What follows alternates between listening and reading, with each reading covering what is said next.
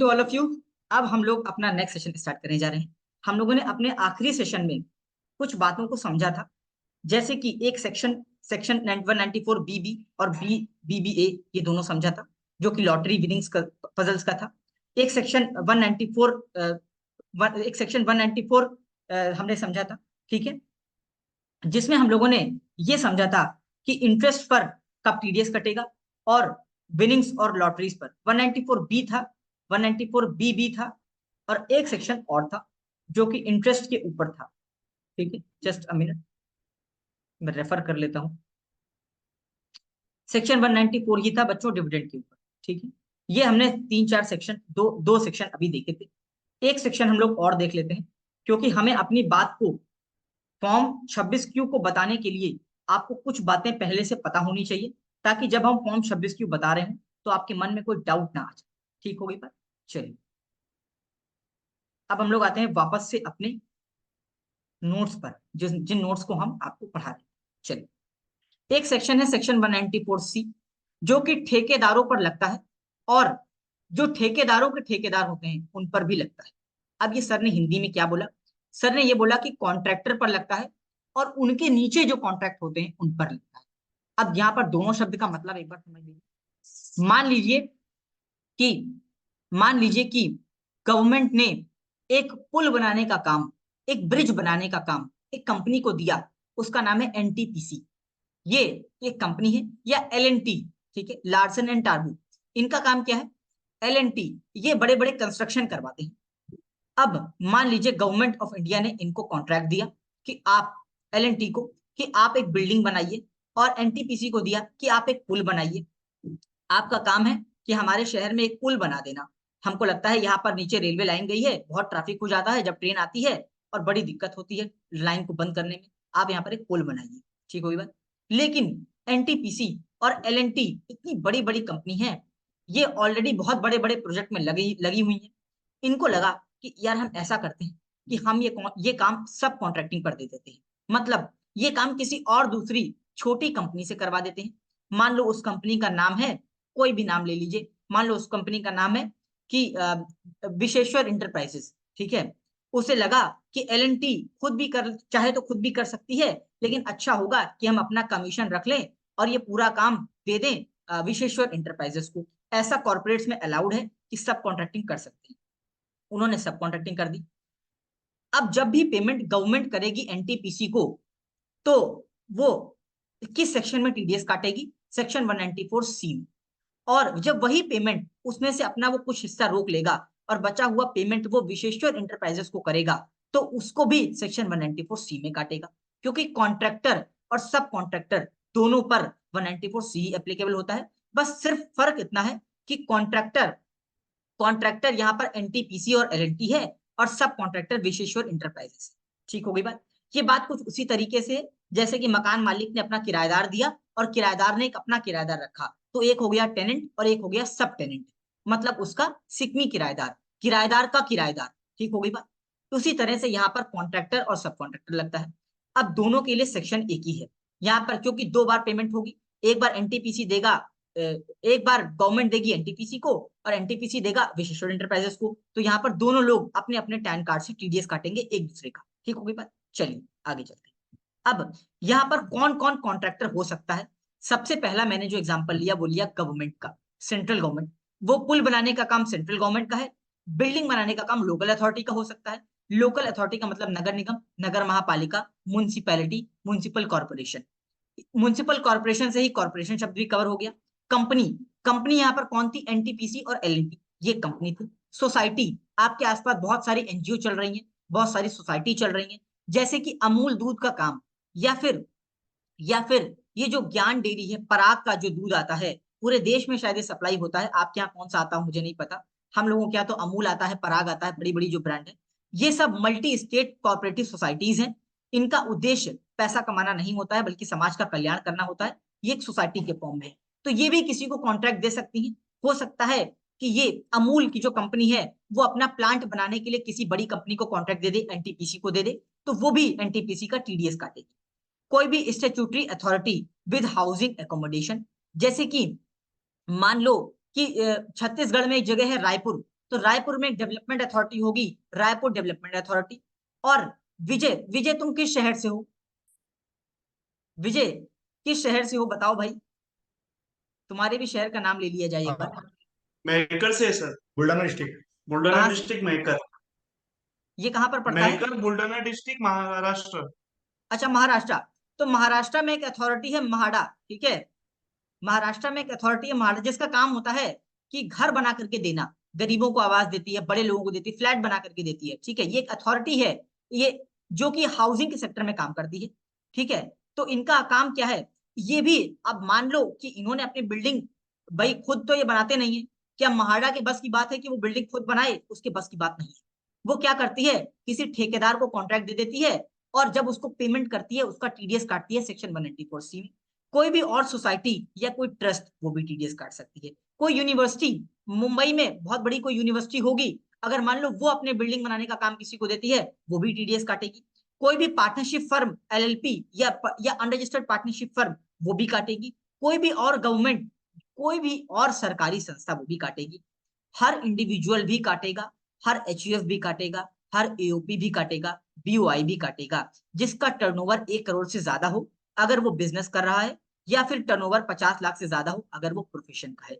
अब ये बात आपको लिंक हो जानी चाहिए सेक्शन 44 AB से, जहां पर ये लिखा हुआ है कि टैक्स ऑडिट की जो लिमिट होती है वो होती है नॉर्मल केस में 1 करोड़ रुपए, और प्रोफेशंस के केस में 50 लाख रुपए। यानी कि यहाँ पर ये एक बात कह रहा है, जो बात हमने आपको कल परसों भी बताई थी, कि जब आप पर टैक्स ऑडिट एप्लीकेबल होगा तब आपको सिर्फ टीडीएस काटना है, तब आपको सिर्फ टीडीएस काटना है। यहां पर अगर कृधा लीगल स्टार ने मुकेश को 1 लाख की कंसल्टेंसी पे करी, तो कृधा लीगल स्टार को टीडीएस तब काटना है, तब काटना है जब वो खुद टैक्स ऑडिट में आती हो।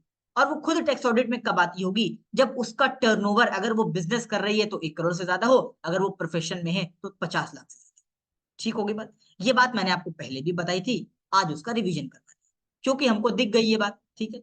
जो भी हमने आपको बताया था वो इनकम टैक्स एक्ट के हिसाब से ही बताया था, ये बात प्रूफ हो गई। भाई मैं इसमें अपनी तरफ से कुछ नहीं बता रहा हूँ, कोई ये ना समझे कि इसमें कुछ मेरा योगदान है। मैं सिर्फ उन बातों को आपको, आप तक पहुंचा रहा हूं जो बातें ऑलरेडी इनकम टैक्स एक्ट में लिखी हुई हैं, in a very very simplified manner.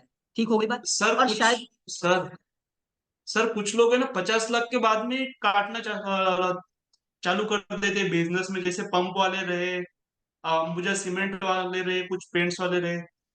बेटा ये देखना पड़ेगा कि जो पेट्रोल पंप का मालिक है क्या वो इंडिविजुअल है, क्या ये एचयूएफ है, एओपी है, या बीओआई है। अंबुजा सीमेंट वाला तो नहीं है। तो इसमें सब ऑप्शन है ना सर, इसमें अगर सब ऑप्शन है तो सबके लिए लिमिट सेम रहती है ना, वन नहीं, 1 करोड़ के बाद। नहीं, सिर्फ इंडिविजुअल, क्लॉज नंबर 7 में सिर्फ लिमिट दी है, बाकी किसी में लिमिट नहीं है। बच्चा कंफ्यूज अच्छा। मत होना, ये सिर्फ क्लॉज नंबर 7 के लिए लिमिट है। Only for individual HUF, AOP और बीओआई, जिनका सेल्स और ग्रॉस टर्नओवर 1 करोड़ से ज्यादा है, वो बिजनेस में है, या प्रोफेशन 20 लाख से ज्यादा है। अंबुजा सीमेंट वाला तो कंपनी चला रहा है, वो तो ऊपर ही आ गया। ये तो कंपनी में आ, कंपनी के आगे कोई लिमिट नहीं लिखी है, कंपनी के आगे अच्छा, कोई मतलब लिमिट। कंपनी की सेट कर सकती है हाँ, लिमिट अपने हिसाब से। कंपनी कंपनी अगर 1 रुपए का भी कॉन्ट्रैक्टर को पेमेंट करेगी तो काटेगी। ये बात मैंने आपको पहले भी बताई थी अपने इंट्रोडक्शन के लेक्चर में। अब हुआ क्या है मैं आपको बताता हूँ। विजय, तुमने अभी मेरा इंट्रोडक्शन का लेक्चर नहीं किया होगा, इसलिए तुमको ये बात नहीं पता, ठीक है। हमने वहां पर ये पॉइंट को वहीं पर क्लियर, या तो आज ये पॉइंट का रिवीजन चल रहा है, मुकेश बात बता दो, क्लियर कर दो, तुम्हें तो ये बात पता होगी। मैंने वहीं पर क्लियर कर दिया था कि टीडीएस की नॉन एप्लीकेबिलिटी के कई पैमाने हैं। एक पैमाना तो ये है कि कंपनी को हमेशा टीडीएस काटना है, लेकिन इंडिविजुअल को तब काटना है जब टैक्स ऑडिट होता है। ये बात मैंने अपने इंट्रोडक्शन के लेक्चर में बताई हुई है, ये पॉइंट वहीं पर क्लियर किया, ठीक है। चलो, ये कंफ्यूजन अच्छा आया, सर। अच्छी बात है, मैंने क्लियर कर दिया। चलो आगे चलते हैं। अब चलो इस जेरे में नहीं पढ़ेंगे, आपका जो लेक्चर छूट गया आप लेक्चर दोबारा कर लेना, आपको ये बात क्लियर हो जाएगी, ठीक है। चलो, time of deduction. Time of deduction मतलब कब काटना है? या तो पेमेंट करते समय काटता है, at the time of payment of such amount, या or at the time of credit of such amount in the account to the contractor whichever is earlier। इसका मतलब ये होता है, अब आप लीगल लैंग्वेज को छोड़िए और सिंपल सी बात ये समझिए कि जिस दिन आपने अपनी किताबों में एंट्री बुक करी खर्चे की तब, या फिर जिस दिन पेमेंट किया तब, दोनों में से जो पहले होगा उस दिन हमें 194C में टीडीएस काटना है। ठीक होगी बात? डिविडेंड में ऐसा नहीं था, डिविडेंड में ये था कि जिस दिन पेमेंट करेंगे, पेमेंट करने से पहले काट लेना है, पेमेंट करने से पहले काट लेना है। लेकिन यहां पर ऐसा नहीं है। उदाहरण के तौर पर, उदाहरण के तौर पर हमने अपना काम 15 जनवरी को कंप्लीट करवा लिया और हमने अपनी किताबों में कंस्ट्रक्शन का खर्चा बुक कर लिया फिक्स एसेट्स में, बिल्डिंग में। लेकिन लेकिन हमने उसका पेमेंट किया 15 मार्च को, तो टीडीएस कब कट के जमा हो जाना चाहिए? 15 जनवरी को किताबों में खर्चा बुक किया लेकिन पेमेंट किया 15 मार्च को, तो क्या टीडीएस 15 मार्च को काटेंगे? नहीं। जिस दिन हमारी किताबों में बुक हुआ उस दिन टीडीएस कट जाना चाहिए, यानी कि 15 जनवरी को कट जाना चाहिए, 7 फरवरी को जमा हो जाना चाहिए और इसका डिटेल 31 मई तक फाइल हो जाना चाहिए। इस बात से पेमेंट तब मतलब नहीं हुआ पेमेंट कब हुआ। अगर डिविडेंड का प्रोविजन पकड़ के चलते तो ये कहते कि भैया जब पेमेंट करेंगे उससे पहले काट लेना, लेकिन यहाँ ऐसा नहीं है। जिस दिन किताबों में बुक किया या जिस दिन पेमेंट बैंक में पेमेंट किया, एक्चुअली दोनों में से विचेवर इज अर्लियर, जो पहले हो जाएगा इवेंट, उस दिन आपको टीडीएस काटना है। अगले महीने की 7 तारीख को जमा कराना है और उस क्वार्टर खत्म होने के बाद आपके जो भी ड्यू डेट है उस तक आपका 26 क्यूबी चला जाना चाहिए। ये बात बड़ी इंपॉर्टेंट है, क्योंकि जब मैं 26 क्यूबी के टॉपिक पर जाऊंगा तो वहां पर आएगा डेट ऑफ डिडक्शन बताइए, तब वहां पर किसी की कोई कंफ्यूजन नहीं आनी चाहिए कि डेट ऑफ डिडक्शन क्या हो। वहां पर आएगा डेट ऑफ पेमेंट बताइए, तब वहां पर कंफ्यूजन नहीं होना चाहिए, क्योंकि वहां पर दो अलग अलग डेटें आती हैं। ये बात आपको आज ही क्लियर हो जानी चाहिए कि कब किस इवेंट पर हमको टीडीएस काटना है और किस इवेंट पर नहीं काटना है। ठीक हो गई बात? ठीक हो गई बात? तभी आप सामने वाले को सही कंसल्टेंसी दे पाए। चलिए आगे चलिए, रेट ऑफ टीडीएस की बात करें। ये बात यहां तक क्लियर होगी सभी लोगों को, मेरा ऐसा पूर्ण अनुमान है कि बात क्लियर होगी, इस बात में कोई कंफ्यूजन नहीं है। जी सर। चलो अब आगे चलते, रेट ऑफ टीडीएस बताओ। ऊपर वाली जो बात थी ना, ऊपर वाले जो इंडिविजुअल एचयूएफ की बात थी वो थी जो टीडीएस काट रहा है। अब नीचे वाले की इंडिविजुअल एचयूएफ की बात है जिसका टीडीएस कटना है। जिसका टीडीएस कटना है, अगर वो इंडिविजुअल और एचयूएफ है तो टीडीएस का रेट होगा 1%। यानी कि अगर 1 लाख का अमाउंट 1%। है तो 1,000 की टीडीएस कटनी है। अब जिसकी बात हो गई है वो अपना म्यूट कर ले, म्यूट से बहुत चल रहा है हमारी क्लास में। आप बात को खत्म करिए और तुरंत म्यूट करिए प्लीज, ठीक है? म्यूट को खुला मत छोड़िए, क्योंकि उससे मेरी क्लास डिस्टर्ब होती है, और इस बात का खास ख्याल रखिए। चलो, जिसका टीडीएस कटना है वो इंडिविजुअल और एचयूएफ है तो रेट होगा 1%। यानी कि अगर कृधा लीगल स्टार ने मुकेश का पेमेंट काटा तो 1 लाख पर 1,000 रुपए काटेगी और 99,000 उसके अकाउंट में क्रेडिट कर देगी। लेकिन अगर मान लो कि मुकेश की एक पार्टनरशिप फर्म है, या मुकेश की एक कंपनी है, या मुकेश की एक एलएलपी है, तो उनका रेट हो जाएगा 2%। यानी कि अब 1,000 नहीं 2,000 का टीडीएस काटेंगे, 1,000 नहीं 2,000 का टीडीएस काटेंगे। ये एक मुख्य ये एक मुख्य कारण होता है कभी कदार नोटिस आने का। अब कटना था 2%, आपने काट लिया 1%, नोटिस आएगी। पता है कैसे? जब हम आपको फॉर्म 26 क्यू पढ़ा रहे होंगे तब आपको बताएंगे कि वहां पर पैन नंबर डालना होता है। आपने पैन नंबर डाला, पैन नंबर डाला, पैन का जो चौथा लेटर होता है उससे ये बात पता चल जाती है कि ये इंडिविजुअल है, ये एचयूएफ है, या फिर ये कंपनी है, या फिर ये पार्टनरशिप फर्म है, या फिर ये एलएलपी है। अब मान लो पैन का चौथा जो लेटर था वो था ट्रस्ट का, और आपने उसका 1% काट दिया, यानी कि इंडिविजुअल का। और इंडिविजुअल का जो चौथा लेटर होता है वो होता है पी, और एचयूएफ का जो चौथा लेटर होता है वो होता है एच। वो नहीं है, आपने रिटर्न फाइल कर दिया। अब आपको आएगी नोटिस। क्या आएगी मालूम है? कि आपको तो सर टीडीएस 2,000 का जमा करवाना था, क्योंकि ये एक नॉन इंडिविजुअल और एचयूएफ है। आपने 1,000 का जमा कराया, क्यों? कारण बताइए। आप माथा पकड़ लेंगे, बोलेंगे इन्होंने पकड़ कैसे लिया? उन्होंने पैन के चौथे लेटर से पकड़ लिया इस बात को कि इसमें टीडीएस का रेट 1% होना चाहिए या 2 होना चाहिए। अच्छा, मजे की बात यह है कि नोटिस तब आएगी जब आपने टीडीएस कम काटा होगा। नोटिस तब कभी नहीं आएगी अगर आपने ज्यादा काट लिया। वैसा वर्षा, आपको काटना था 1%, आपने काट लिया 2%, कभी नोटिस नहीं आएगी, कभी नोटिस नहीं आएगी, क्योंकि ज्यादा काट लिया आपने।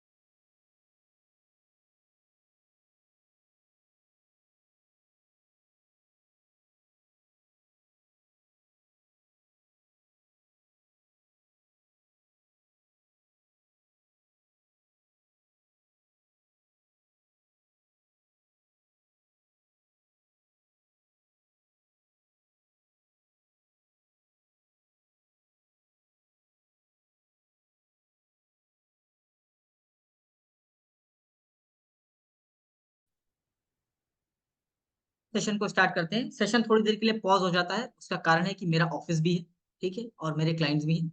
तो कभी किसी का इंपॉर्टेंट कॉल आ गया या कोई क्लाइंट आ गया तो मुझे वो भी देखना पड़ता है। ठीक होगी बात? चलिए, तो 5 मिनट का वेट करना कोई बुरी बात नहीं होती है, ठीक है। चलो आगे चलते हैं। टीडीएस किस रेट से कटेगा? अगर वो इंडिविजुअल और एचयूएफ है तो 1% से कटेगा। अगर वो अदर देन इंडिविजुअल और एचयूएफ है, कौन, कॉन्ट्रैक्टर या सब कॉन्ट्रैक्टर, तो 2% के रेट से कटेगा। हम इस बात पर थे कि ज्यादा अगर टीडीएस काट लिया कोई बात नहीं, काट लो, लेकिन कम नहीं काटना चाहिए, कम नहीं कटना चाहिए। कम कटेगा तो नोटिस आएगी किसके ऊपर? जिसको काटना था, मतलब उसके टैन नंबर। मतलब यहाँ पर जिम्मेदारी पेमेंट करने वाले की है कि वो सही टीडीएस काट करके पेमेंट करे। अगर उसने सही टीडीएस नहीं काटा तो उसके पास एक नोटिस आएगी कि भाई आपने गलत काटा। पैन का चौथा लेटर तो ये कहता है कि आपको 2% काटना था, आपने 1% काटा। चलो, अगर कोई ट्रांसपोर्ट, अगर आपका, जिसने आपको, आपने जिसको पेमेंट किया वो कॉन्ट्रैक्टर ट्रांसपोर्ट बिजनेस में है, वो कॉन्ट्रैक्टर ट्रांसपोर्ट बिजनेस में है और उसने पैन कार्ड दे दिया है, ट्रांसपोर्ट बिजनेस में है और उसने पैन कार्ड दे दिया है, तो उसका आपको टीडीएस नहीं करना है, उसका आपको टीडीएस नहीं करना है। ऐसा क्यों किया गया, इसके पीछे कारण है, आगे चल के देखते हैं। चलो, अब थ्रेशोल्ड लिमिट क्या है, कब कटना है टीडीएस? व्हेन पेमेंट, टीडीएस नहीं कटेगा जब अमाउंट 30,000 से ज्यादा नहीं होगा। टीडीएस नहीं कटेगा जब अमाउंट 30,000 से ज्यादा नहीं होगा, ठीक है। अगर 30,000 से ज्यादा अमाउंट नहीं है तो टीडीएस नहीं कटेगा। ठीक होगी बात? ठीक होगी बात? मतलब 30,000 से ज्यादा जब अमाउंट होगा तभी टीडीएस कटेगा, ऐसा समझिए। 30,000 से ज्यादा होगा तभी कटेगा, अदरवाइज नहीं कटेगा। चलो, लेकिन ये बात है सिंगल पेमेंट की, यानी कि एक पेमेंट मतलब एक ट्रांजेक्शन 30,000 से ज्यादा का होगा तो टीडीएस कटेगा, वरना नहीं कटेगा। ठीक होगी बात? ठीक होगी बात? ठीक होगी बात? लेकिन अगर मान लो उसी पार्टी के साथ 25,000 के आपने 5 ट्रांजेक्शन किए, तो एक ट्रांजेक्शन तो चूंकि 25,000 का है, जो कि 30,000 से कम है, इसलिए टीडीएस नहीं कटेगा। लेकिन पूरे साल में 1,25,000 का ट्रांजेक्शन हुआ, जो कि 1,00,000 से ज्यादा हो, इसलिए इस पर टीडीएस कटेगा। यानी कि जिस दिन वो 1,00,000 से ज्यादा क्रॉस करेगा उस दिन के बाद से टीडीएस कटेगा। अगर दूसरी भाषा में कहें तो पहले 25,000 के 4 पेमेंट पर नहीं कटेगा, पहले 25,000 के 4 पेमेंट पर नहीं कटेगा, क्योंकि वो इंडिविजुअली 30,000 से कम है और पूरे साल में 1,00,000 से भी ज्यादा नहीं हुआ, 1,00,000 तक ही है। लेकिन जो पांचवा पेमेंट होगा 25,000 का, उस पर आपको 1% या 2% काटना पड़ेगा। ठीक हो गई बात? ठीक हो गई बात? क्या ये बात समझ में आ गई, बताओ? क्या ये बात समझ में आ गई, बताओ? चलो, टीडीएस नहीं कटेगा अगर वो in the course of business of flying, hiring, leasing और गुड्स कैरियज है। मतलब उसका काम है ट्रक चलाना, ट्रक ड्राइवर है, और वो क्या करता है, माल को यहां से ढोता है वहां पहुंचाता है, कुरियर सर्विस का काम करता है, कार्गो का काम करता है, तो टीडीएस नहीं कटेगा। लेकिन कब? जब उसके पास 10 या 10 से कम व्हीकल हो, उसका जो बिजनेस हो वो flying, hiring, leasing of goods carriage vehicle हो, मतलब अपने जो छोटा हाथी है, जो डाला है, जो ट्रक है, उसको वो किराए पर देता हो और उसने अपना पैन कार्ड प्रस्तुत किया हो, तो टीडीएस नहीं कटेगा, टीडीएस नहीं कटेगा। कारण, कारण इसका कारण है क्योंकि क्योंकि ट्रक ड्राइवर्स की और कार्गो वालों की व्हीकल की लॉबी इतनी स्ट्रांग है, इनकी इनकम पर, इनकी इनकम पर भी टैक्स में छूट मिली है। और अप टू 10 व्हीकल वाली बात तो सेक्शन 44 एई से आई है, जहां पर उनको एक प्रेजेंटिव स्कीम भी दी जाती है अगर उनके पास 10 या 10 से कम के व्हीकल है, इसलिए उन पर टीडीएस नहीं काटना है। मतलब आपने कोई अपना कोई कॉन्ट्रैक्ट किया किसी ट्रांसपोर्टेशन एजेंसी के पास, कोई मीना ट्रांसपोर्ट एजेंसी है आपके आसपास जो कि माल ढोती है, और आपने कहा कि ये सारा माल यहाँ से उठाओ और फलाने की दुकान में पहुंचा दो, और आपने उसको 10,00,000 का भी पेमेंट किया, तो आपको उसका टीडीएस नहीं काटना है, क्योंकि उस मालिक के पास से 10 या 10 से कम व्हीकल होने चाहिए और उसका काम किराए पर देना है, भाड़े को किराए पर देना है, और उसने आपको पैन डिक्लेयर किया। बस ये 3 चीजें होनी चाहिए, आपको उसका टीडीएस नहीं काटना है। आप उससे एक डिक्लेरेशन ले लेंगे कि भाई मेरे पास 10 या 10 से कम के व्हीकल है, मेरा पैन कार्ड ये है और मैं फ्लाइंग, हायरिंग और लीजिंग के बिजनेस में इन्वॉल्व हूँ, इसलिए मेरा टीडीएस मत काटिए, क्योंकि मुझे एग्जम्पशन मिली है सेक्शन 194C के क्लॉज 6 में, इसलिए मेरा टीडीएस मत काटिए। अब आप चाहे उसको 10,00,000 की पेमेंट करिए चाहे 10 करोड़ की करिए, 1 रुपए भी टीडीएस अंडर सेक्शन 194C नहीं काटना है। बताओ बच्चों, क्या ये बात समझ में आ गई? बताओ बच्चों, क्या ये बात समझ में आ गई? मेरा सेशन अब ओवर हो रहा है, क्या मेरी बात समझ में आ गई? क्या नहीं आप सर, ये हम्म? कंफ्यूजन है सर यहाँ पर। क्या कंफ्यूजन कंफ्यूजन है, जो क्लास है, जो क्लास बताए ना वहाँ पे एक बार फिर कहाँ से बताइए। कहाँ जो पर बचे? 44E कुछ बोले ना। हाँ। बेटा 44A इनकम टैक्स का सेक्शन है, ठीक है, जहां पर ये कहा है कि 10 या 10 से कम व्हीकल होंगी तो उनको प्रिजेम्पटिव स्कीम मिलती है, ठीक है, क्योंकि वो छोटे व्यापारी हैं इसलिए उनको प्रिजेम्पटिव स्कीम मिलती है एक, ठीक है, इसलिए उनके ऊपर उनके ऊपर टीडीएस नहीं लगाया काटा जाता है क्योंकि वो छोटे बिजनेसमैन है, उनके पास 10 या 10 से कम गाड़ियां हैं। जैसे सेक्शन 44AD में छोटे व्यापारी के लिए प्रिजेम्पटिव स्कीम मिली है, उसी तरह से सेक्शन 44AE में भी एक प्रिजेम्पटिव स्कीम मिली उनको, जहां पर ये लिखा है कि 10 से ज्यादा व्हीकल ओन नहीं करने चाहिए, छोटे व्यापारियों को टीडीएस नहीं काटना है ऐसा कह रही है सरकार, बस इतना समझो। छोटे व्यापारी वो हैं जिनका 10 या 10 से की गाड़ियां कम उससे वो उनसे उसके मालिक है। बताओ बात समझ में आ गई?